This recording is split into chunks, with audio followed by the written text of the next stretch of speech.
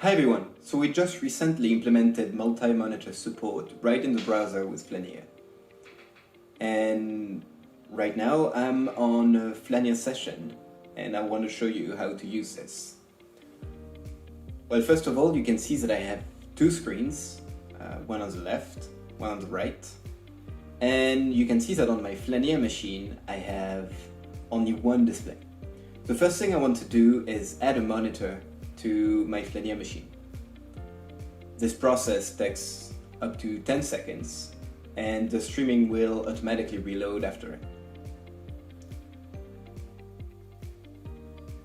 Once that is done, you can actually choose to open all monitors to be able to drag and drop a new window that will act as your second monitor.